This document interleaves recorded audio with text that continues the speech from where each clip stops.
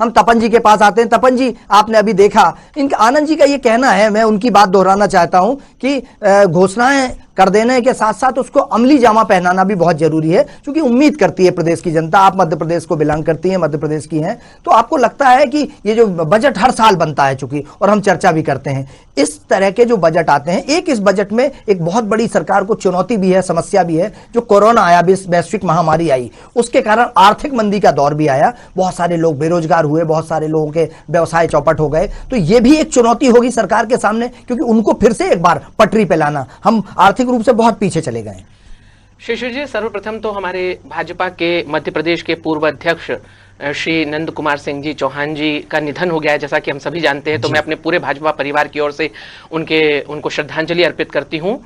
बात आगे बढ़ाते हुए, जिस तरह से आपने कहा कि आज मध्य प्रदेश सरकार ने बजट प्रस्तुत किया, मैं आपको बता दूं कि 2,41,375 का जो ये बजट है वो 5 बिंदुओं पर आधारित है। दवाई, कमाई, सिंचाई, सुनवाई और कार्यवाही। इन माध्यमों से आत्मनिर्भर भारत की ओर जाते हुए सर्वांगीण विकास किस तरह से किया जा सकता है, इस पर मध्य प्रदेश की सरकार तब काम करेगी जब पिछले 1 वर्षों से हम कोरोना की महामारी से जूझ रहे हैं। आप याद कीजिए 2.5 वर्ष पुराना समय, जब उसके भी 15 वर्ष पहले जब एक बंठाढार सरकार हमको मिली थी और कर्जे में था मध्य प्रदेश, हमको कोई खजाना भर करके नहीं देके गए थे दिग्विजय जी, लेकिन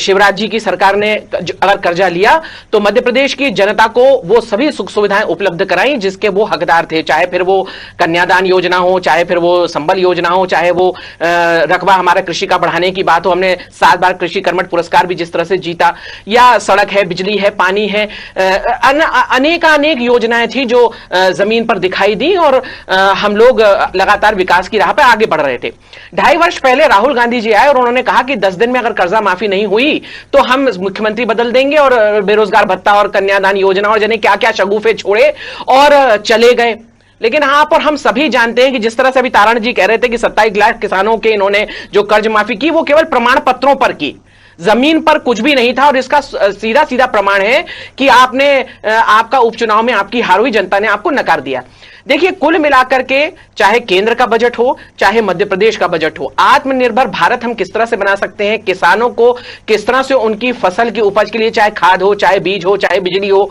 चाहे पानी हो, घर घर तक नल जल कनेक्शन कैसे पहुंचाया जा सकता है, ग्रामीण बच्चों के लिए शिक्षा का स्तर कैसे ऊंचा किया जा सकता है, आंगनवाड़ी को किस तरह से समृद्ध किया जा सकता है, इन सभी विषयों पर बजट हमारे सामने प्रस्तुत है। स्वाभाविक है हम सभी मिलकर के इस और आगे बढ़ेंगे और आने वाले समय में इस बजट का जो लक्ष्य है वो हम प्राप्त करेंगे।